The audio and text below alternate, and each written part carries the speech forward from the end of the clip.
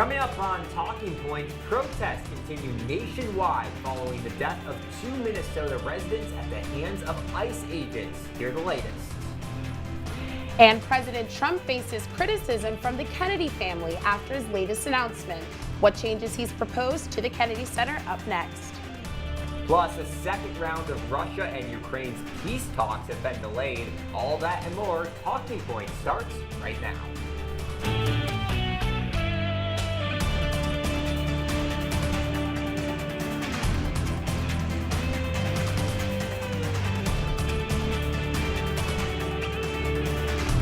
We are now in day 3 of a partial government shutdown. Good evening and welcome into Talking Points. I'm Alex Burstein. And I'm Andrea Rose-Oates. President Trump is urging both sides of the aisle to support the funding package to end the shutdown. The government likely won't reopen until later this week. House Speaker Mike Johnson signaled that he is relying on help from President Donald Trump to ensure passage.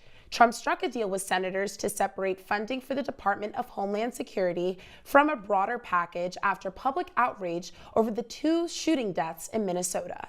The measure approved by the Senate would fund DHS for 2 weeks, setting up a deadline for Congress to debate and vote on new restrictions on ICE operations. Meanwhile, defense, health, transportation, and housing are among those that were given shutdown guidance. 10,000 federal aviation workers have been furloughed and left almost 14,000 air traffic controllers without pay.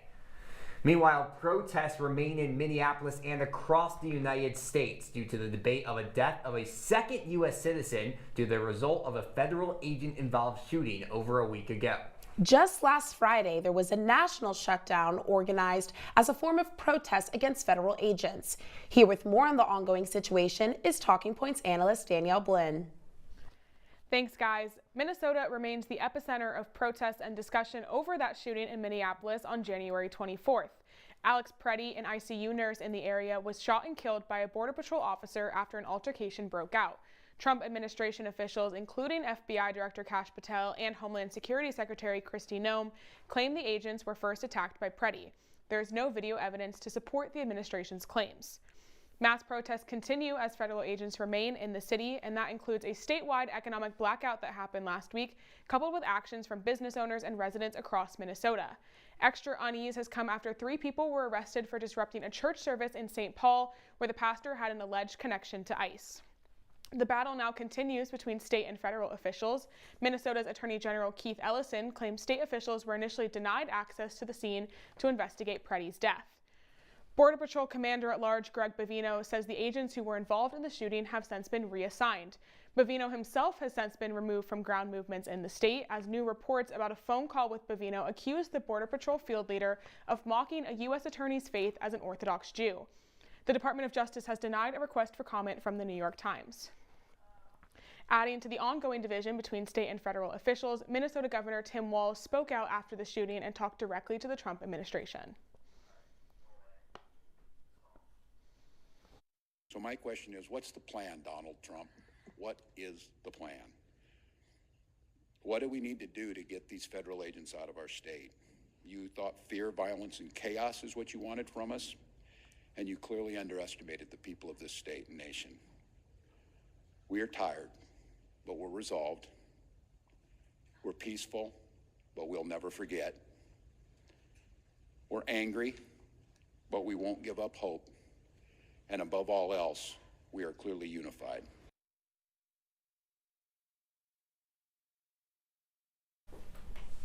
Danielle now joins us at the desk. Thank you so much for being here, Danielle. So last night, one of the biggest events of the year, the Grammys, happened. And on the national stage, you had many artists like Olivia Dean, Bad Bunny, and SZA all taking the opportunities during their acceptance speeches to speak up and speak out against ICE. When celebrities don't normally take the political route or sometimes even choose to stay silent. So why now? Why do you think it's so important that these artists are speaking up against these ICE protests? Yeah, I think the big thing is music is obviously a big talking point, a big stage for these people to do in the Grammys. It's the first major award show of the year following the Golden Globes. But I think when you look at how much power a lot of these celebrities have, people are saying, yes, it's great that they're speaking out. And obviously with Bad Bunny playing at the Super Bowl this weekend, and obviously as a citizen of Puerto Rico, and he wasn't going to go in the U.S. because of ICE and raids and things like that. people are saying this is important for them to speak out and say their piece, I guess, on what they believe, and especially with Trevor Noah, who's been very outspoken about the Trump administration, and this being his last Grammys, he kind of let free and said, Yes, I'm going to say what I definitely. want, I'm going to speak out while I can because I have this stage and this moment to do it. Right. Well, Danielle, I'd like to bring it a little more local because obviously a lot of this news coming out of the Midwest, but even here in central New York, we've seen some instances, and then the last couple of weeks, a lot of protests.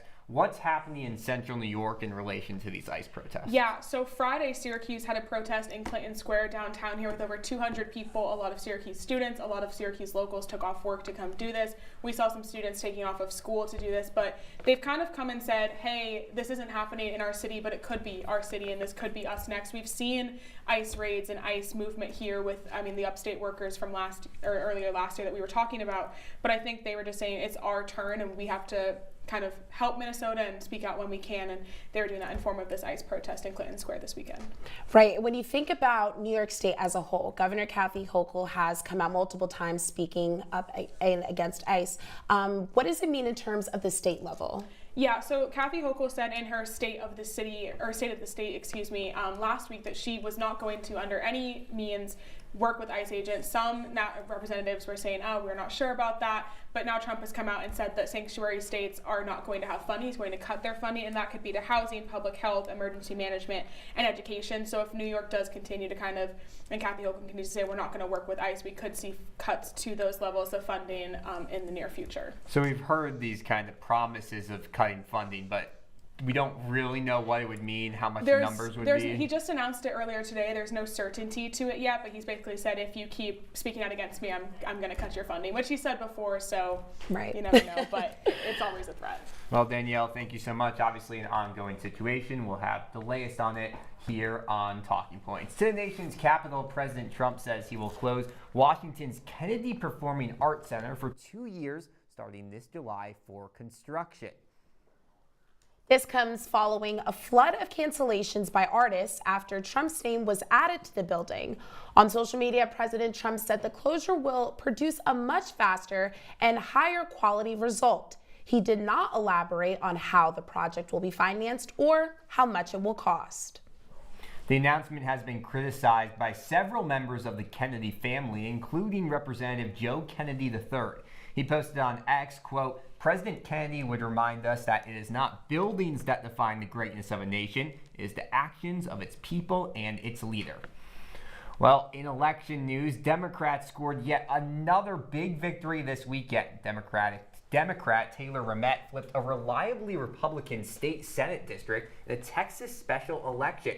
He defeated Trump-backed Leigh Wamsgaughn in a runoff for the Fort Worth area 9th district. And get this, it's an area Trump won by 17 points back in 2024. Trump made a late push for Wamsgaughn, posting in support of her campaign 3 times in the last 2 days of the race. This was when Trump was asked by reporters his reaction to the results. 13 points. What is your reaction to that? I don't know. I didn't hear about it. Somebody ran where? In Texas, a special election for legislative The seat. 9th state Senate seat. I'm not involved in that. That's a local Texas race. You mean I won by 17 You did. and this person lost? And Things like that happen. The Texas seat has been vacant since last summer when Republican Kelly Hancock resigned to become Texas's acting comptroller. Democratic Senator Amy Klobuchar kicks off her bid for Minnesota governor. Klobuchar's candidacy comes after current Governor Tim Walz said he would end his re-election campaign following the state's fraud allegations. In her campaign announcement on Thursday, Klobuchar said she is running to bring the parties together and find common ground. She has been one of the loudest Trump critics, most recently over his immigration enforcement surge. Klobuchar's Senate seat is up for re-election in 2030. Still ahead, President Trump closes on his choice for the Federal Reserve chair. Find out who he named after this short break. Welcome to my house. Lately, not my happy place. Everybody's pretty tired of each other. The parents were not themselves. My little brothers were morphing into small creatures. The walls were closing in. Clearly a case of too much family, too close, 24/7. And there's a lot of that going around right now. If this sounds like your house, try going someplace new. YourLifeYourVoice.org. You'll find lots of ideas to help you handle the family stresses of being confined to close quarters. YourLifeYourVoice.org. It might not get you out of the house, but it could help you find a little more breathing room.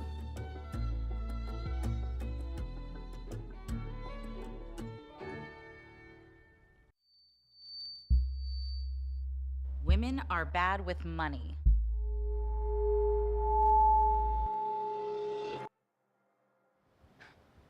It's what the world's been saying for centuries. But now, we've got something to say. Save it. Save the old-fashioned advice, the empty excuses. It's all worthless, unlike us. To our fellow females, it is time to save ourselves by saving our money. Contributing to our futures, investing in our independence. Until we're no longer 80% more likely than men to live in poverty in retirement. So again, we say to that, save it. The falsehoods, the feelings of fault, then the funds.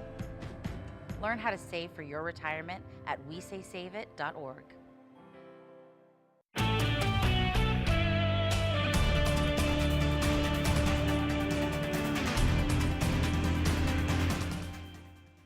Welcome back into Talking Points. Last night at the Grammys, former CNN anchor Don Lemon made his first public appearance since his release from federal custody. 3 days ago, a Los Angeles judge ruled Lemon to be released without bail after he had been arrested for his connection to an ICE protest at a Minneapolis church. A grand jury in Minnesota charged Lemon and others on conspiracy charges and for interfering with the First Amendment. Lemon's defense attorney says he plans to plead not guilty. His court date is set for next Monday. Well, President Trump has named a new chair of the Federal Reserve just last week. The move comes as the president's approval rating takes a battering over a perceived lack of affordability across the country. Talking Points analyst Boone Kilpatrick is in studio to break down Trump's pick and what it will mean for the American people. Boone? Yeah, Alex, Kevin Warsh is the man of the hour for a president who has been mired in constituent concern over the economy.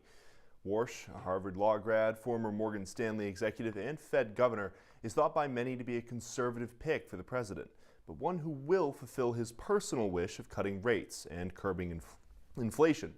Many critics have said that this conservative approach to fiscal policy and the focus on inflation as the country languishes in an affordability crisis is out of touch with America's needs. But Warsh has countered with a firm belief that AI will infuse the country with the necessary productivity to counterbalance the effects of a smaller balance sheet. Warsh has been critical of the Fed and has called for more financial discipline and a large-scale overhaul in thinking in the face of soaring inflation. He has called to slash the Fed's balance sheet and simplify the central bank's assets, long before he found himself in the running to chair the Federal Reserve. The other major concern is, of course, independence. Will Chairman Warsh, should he be confirmed by Congress, be independent of the White House, despite unprecedented presidential pressure? Warsh elaborated on his thoughts on the matter during a sit-down with CNBC this summer. Spend a bunch of money when it's popular, and now if you get asked about spending constraint, what does the leadership at the Fed say? Oh no, that's not about us. You should establish what the rules of the road are and stick with it regardless of the administration. I think the Fed has done a very good job of blaming others. Now for Warsh, sticking to the middle of the road will be crucial, as he and Trump hold similar long-term goals about inflation, but Warsh has never favored aggressive rate cuts to help the consumer, which Trump, the politician, desperately needs with the midterms approaching. Guys? Well, Boone, obviously a lot can be talked about with these rate cuts and big plans, but what is this choice likely to mean for the average American consumer? Well, Alex, it's really hard to say. I mean, obviously, we don't even know if Warsh will be confirmed, and by the time he is, he will take office in May. And there's so many different things that go into this, so many different factors, it's really hard to say. But Moderate rate cuts, which is what it is looking like Warsh will do, would lower prices on loans, but nothing too drastic. He doesn't want to drive up inflation, as I said before, but it could mean lower auto, home, and credit loans. But he's been really hawkish on inflation. Now, if you drive rates down, inflation comes up. And also, not to mention, there's a delay. So any kind of policy that's put into place, the effects of that for the consumer could be seen a year to 3 years later. And Boone, how exactly will Warsh address inflation concerns in the future? Well, Trump wants drastic cuts for quick affordability relief, which will drive up inflation. It's kind of a counterbalance here. And Warsh has always been a hawk on inflation. He's been a very fiscally conservative guy. A lot of commentators have said it's almost a Romney-esque pick, but obviously we don't have Mitt Romney in the White House right now, far from it. He's always been a hawk on inflation, so he may move cautiously. It's this balancing act that he's playing here with Trump. Trump wants really quick action. Meanwhile, Warsh has been calling for longer-term strategy, so judicious cuts to keep Trump happy and lower prices, but not so much as to drive inflation up or worse, cause a recession. This is obviously a position that's become heavily politicized over the last couple of months and years. How do you think this nomination is going to end up being received in Congress? Well, there's been an unprecedented amount of political play here with a lot of Trump nominees, and we could see that again here with Warsh. He could be held up in congressional proceedings, but he's an old school Republican. Like I said, he's kind of a Romney pick. So it might be seen as more moderate. Maybe he might have an easier time in his approval process, but you really never know, especially with how much pressure has been put on the Federal Reserve from Trump. And we've, of course, seen a lot of his picks get mired. But I personally think that he will have an easier time. So much. After the break, President Trump has slashed his tariffs on India following agreements to start buying oil from Venezuela. How this could impact the oil industry when we return.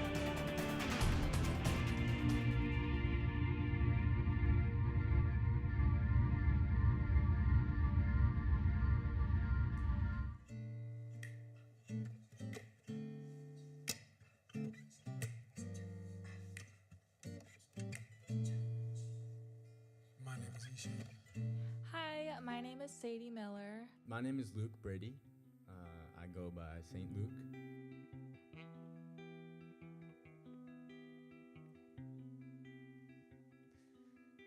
So this one I started with this guitar lick.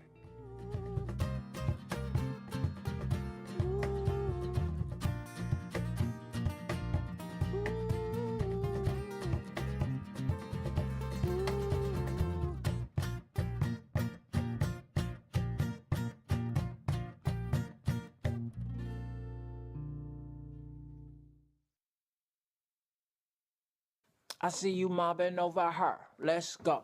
Let's mob. Let's crawl. Let's crawl. Let's crawl. Hey, yo, we mobbing. Come on, girl. Let's crawl. Hey, yo, let's crawl. Hey, yo, let's crawl. Hey, let's crawl. Hey, yo, let's crawl.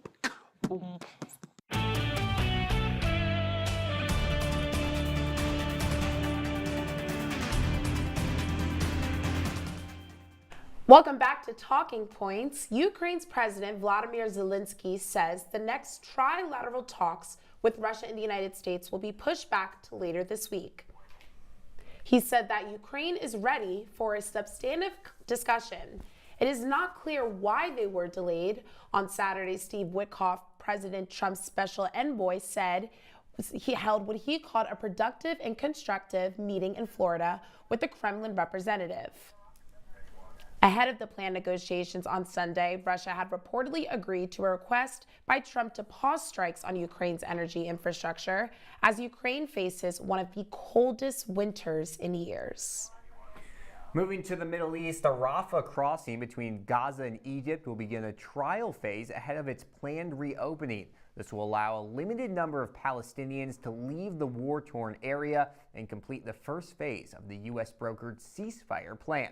The crucial crossing has been largely closed since Israel seized it back in May 2024. According to an Israeli security official, 150 Palestinians a day will be allowed to leave Gaza, but only 50 will be allowed to enter. Palestinians have also reported paying thousands of dollars in order to cross, which realistically means very few can be expected to leave. Venezuela's government is changing its oil policy, but all that black gold may be a harder sell than President Trump bargained for. Talking Points analyst Megan Acker has the latest updates.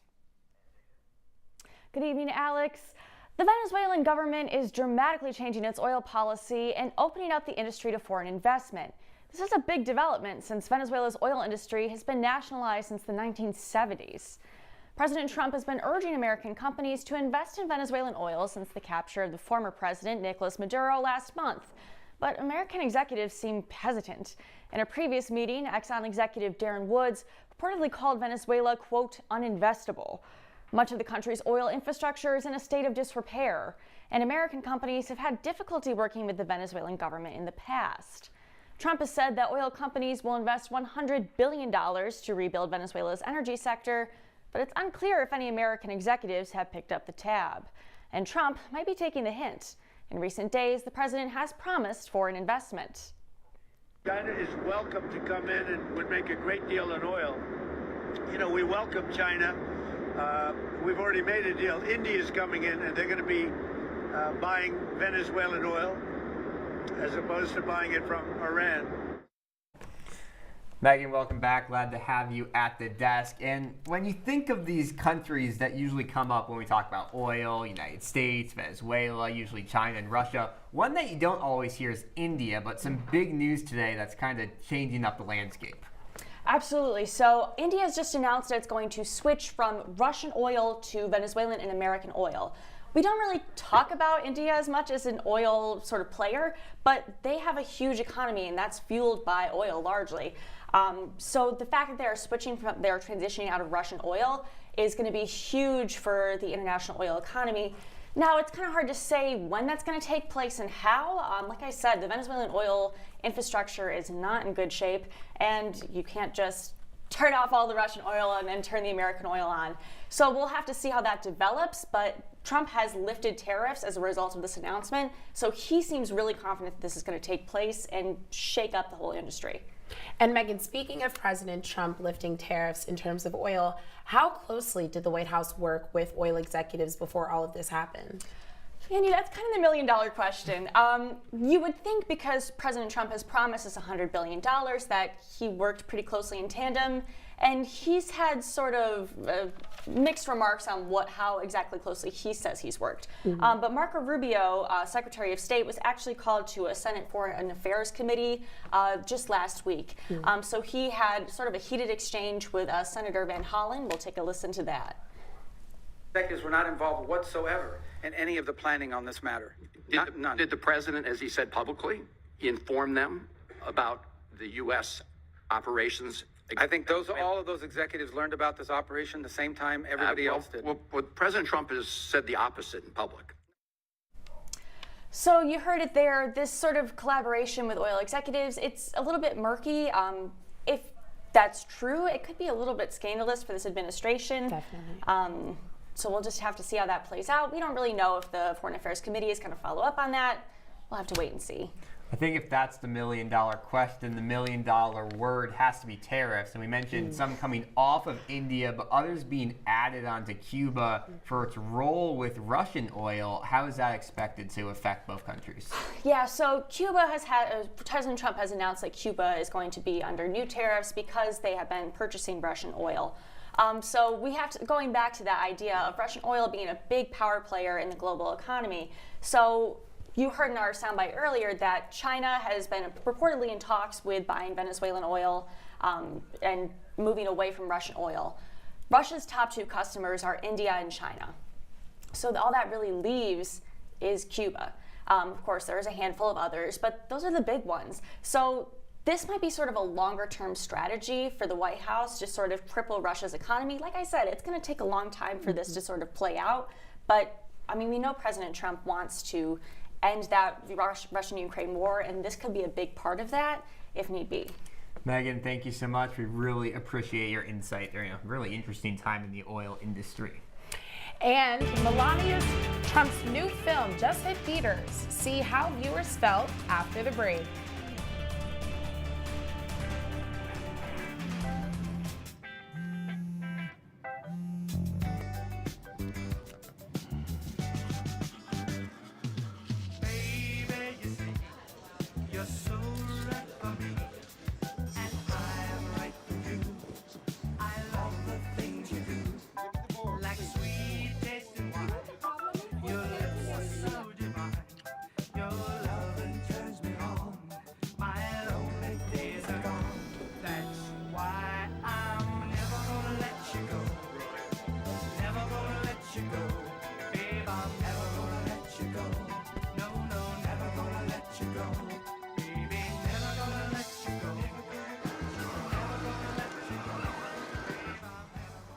Here you go. Thank you. Thank you.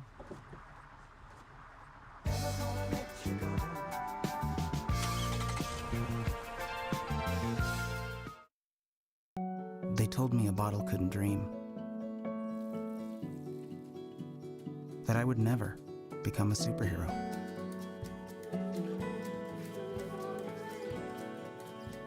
But I learned how to fly. Just to come back in a new disguise and be the hero that I've always wanted to be.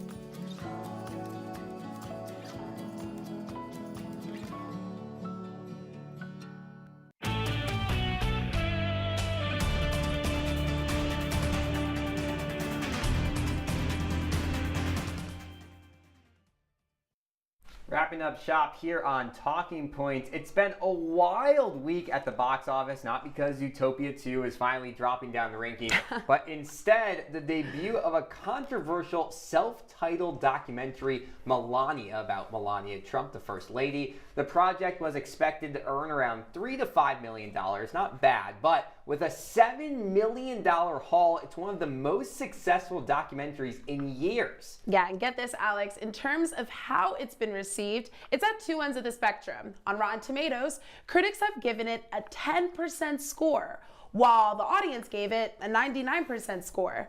On the biggest movie site, IMDb, user scores gave it a 1.3 out of 10, which puts it at the bottom 5 reviewed movies of all time.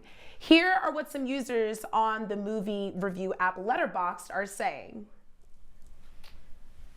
Yeah, I mean, you see very, very low reviews. And I think it's kind of an interesting situation here because you have some conservative viewers who maybe want to go and support the Trump administration watching this. And then you have probably some people on the opposite spectrum who are watching it just so they can make memes out of it, make posts like this. And obviously, while that does happen, it is still giving money to the movie, and it's doing very well. Yeah, definitely. I also think it's very interesting that in a lot of these reviews, it's a lot of mention about fascism, fascist propaganda, not even really caring about really the content of the movie, but more so just the last name. I think that unfortunately has definitely taken a toll in this movie. I also just want to mention though that there was, like we said, a $75 million production and marketing budget for this movie. It was produced by Amazon and MGM Studios, and a lot of the movie encompassed her complicated role of being First Lady, her second time going at it, and her small inner circle. She happens, Alex, to be besties with France's First Lady, Bridget Macron. So the movie had a lot of their relationship and also talked about her personal struggle with losing her mom. So it's very interesting to see the First Lady in this light, especially because we don't always get to see that, I feel. And I think the big winner in all of this is Amazon MGM, because you make this movie, you're expecting to take a huge loss, and while even with that marketing budget still may lose some money, you're losing a lot less. And maybe what you can take away from this is that in 2026, politics are profitable because people complain about them all the time on social media, but people still are going to go and see movies about it. Right. And that's kind of a changed landscape. Yeah, Alex, honestly, do you think you're ever going to watch it if it comes out? Maybe I think if it gets on streaming and I don't have to actually pay money for it, I would, because for sure. $7 million, there must be some appeal to it. Yes. But we'll have to wait until it comes out on Netflix. That's all the time we have for you on this episode of Talking Points. Be sure to follow us us on Twitter and Instagram at CitrusTV News, and like us on Facebook. I'm Alex Burstein. And I'm Andrea Rose-Oates. Have a great night, Syracuse.